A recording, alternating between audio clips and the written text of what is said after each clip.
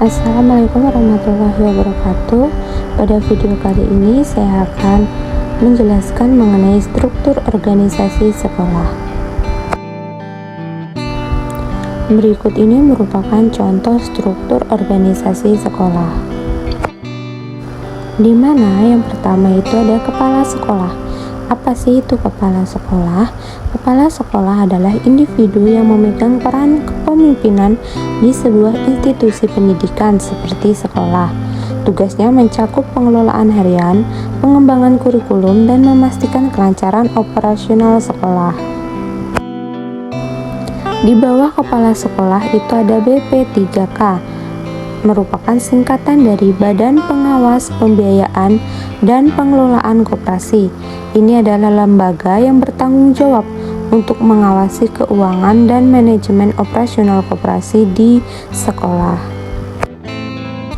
Di samping BP3K itu ada tata usaha. Dalam struktur organisasi sekolah, tata usaha merujuk pada bagian atau departemen yang bertanggung jawab atas fungsi administratif dan manajerial. Tugas tata usaha sekolah melibatkan manajemen dokumen, keuangan, kepegawaian, pengelolaan inventaris, serta koordinasi kegiatan administratif untuk mendukung operasional sekolah. Ini melibatkan pula hubungan dengan orang tua, siswa, dan staf sekolah. Di bawah BP3K dan tata usaha itu ada Waka Bidang Kurikulum. Waka Bidang Kurikulum adalah individu yang bertanggung jawab atas aspek kurikulum di suatu lembaga pendidikan seperti sekolah. Nah, tugasnya itu melibatkan pengembangan, implementasi, dan evaluasi kurikulum. Di bawah Waka Bidang Kurikulum itu ada koordinasi jadwal.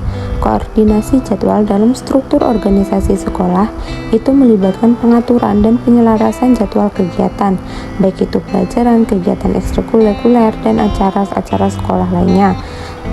Tugasnya yaitu 1. Menyusun jadwal pelajaran, 2. Mengelola ruang dan sumber daya, 3. Koordinasi dengan staf dan guru, 4. Penyelarasan dengan kurikulum, dan tugas terakhir yaitu menyusun jadwal acara kegiatan. Setara dengan Waka Bidang Kurikulum, itu terdapat Waka Bidang Sardik, di mana Waka Bidang Sardik merupakan singkatan dari Wakil Kepala Sekolah Bidang Sarana dan Prasarana. Tugasnya melibatkan pengelolaan dan pengawasan terhadap aspek sarana dan prasarana di sekolah. Nah, tugas-tugasnya yang pertama yaitu mengelola fasilitas fisik, terus pemeliharaan dan perbaikan, ketiga kebersihan dan keamanan, yang keempat pengelolaan inventaris, dan yang kelima yaitu penyusunan anggaran. Di bawah Waka Bidang Sardik itu ada koordinasi sardik. Koordinasi sardik mungkin merujuk pada proses pengelolaan dan penyelarasan berbagai aspek sarana dan prasarana atau sardik di suatu organisasi atau institusi. Tugasnya yaitu mengelola fasilitas, memelihara dan memperbaiki kebersihan dan keamanan, pengelolaan inventaris, dan mengkoordinasi dengan pihak terkait. Tugas koordinasi sardik ini bertujuan untuk menciptakan lingkungan belajar yang aman, nyaman, dan efisien bagi siswa, guru, dan staf sekolah. Selain Waka Bidang Kurikulum dan Bidang Sardik, itu ada juga Waka Bidang Kesiswaan, di mana Waka Bidang Kesiswaan adalah singkatan dari Wakil Kepala Sekolah Bidang Kesiswaan. Tugasnya melibatkan pengelolaan aspek kesiswaan di sekolah. Beberapa tugasnya yaitu yang pertama, pengelolaan kedisiplinan, yang kedua, bimbingan dan konseling, yang ketiga pengelolaan kegiatan ekstrakurikuler, yang keempat koordinasi kesejahteraan siswa, dan yang kelima penanganan masalah siswa. Di bawah Waka Bidang Kesiswaan itu terdapat koordinasi kesiswaan. Koordinasi kesiswaan ini melibatkan upaya untuk menyelaraskan dan mengatur berbagai aspek yang berkaitan dengan kesejahteraan dan perkembangan siswa di sekolah. Ini mencakup koordinasi kegiatan ekstrakurikuler, manajemen disiplin, penyelenggaraan program bimbingan dan konseling, serta komunikasi dengan orang tua mengenai perkembangan anak. Selanjutnya yaitu koordinasi BP atau BK. Koordinasi BP atau BK merujuk pada koordinasi bimbingan dan penyuluhan atau konseling di sebuah institusi, terutama di lingkungan pendidikan. Tugasnya yaitu untuk pengembangan program konseling, terus pengawasan kegiatan bimbingan dan konseling.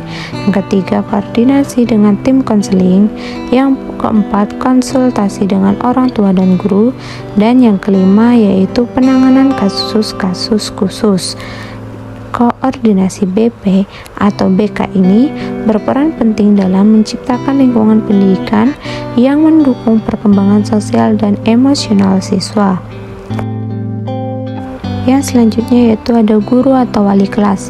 Guru atau wali kelas adalah pendidik yang bertanggung jawab langsung terhadap satu kelas atau kelompok siswa dalam suatu tingkat atau jenjang pendidikan.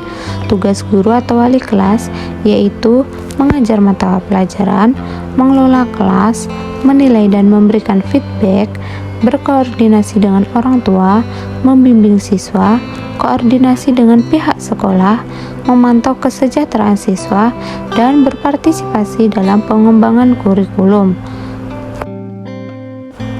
Selanjutnya yaitu ada pembina OSIS dan pengurus OSIS. Pembina OSIS adalah seorang guru atau staf sekolah yang bertanggung jawab atas membimbing dan pengawasan terhadap kegiatan OSIS di sekolah. Sedangkan pengurus OSIS adalah siswa-siswa yang terpilih atau ditunjuk untuk memimpin OSIS dengan berbagai jabatan di dalamnya. Tugas pembina OSIS yaitu membimbing dan membina, mengawas kegiatan, dan mengkoordinasi dengan pihak sekolah.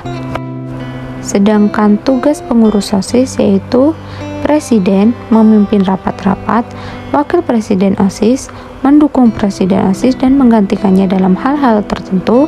Sekretaris OSIS itu bertanggung jawab atas dokumentasi, bendahara OSIS mengelola keuangan OSIS, Kepala bidang atau departemen itu bertanggung jawab atas bidang atau departemen tertentu dalam OSIS. Sedangkan anggota OSIS itu terlibat aktif dalam pelaksanaan kegiatan OSIS sesuai dengan tugas dan tanggung jawabnya masing-masing. Selanjutnya yaitu siswa. Siswa adalah individu yang sedang menjalani proses pendidikan di suatu lembaga atau institusi pendidikan seperti sekolah atau universitas. Tugasnya yaitu belajar, berpartisipasi dalam kegiatan pendidikan, mengikuti aturan sekolah, menjaga disiplin diri, melibatkan diri dalam evaluasi, berpartisipasi dalam diskusi dan pembelajaran kelompok, menjaga kesejahteraan psikologi atau emosional, berpartisipasi dalam kegiatan sosial, dan menghormati dan menghargai keanekaragaman. Mungkin itu saja yang bisa saya jelaskan dalam video pembelajaran kali ini. Thank you for watching. Assalamualaikum warahmatullahi wabarakatuh.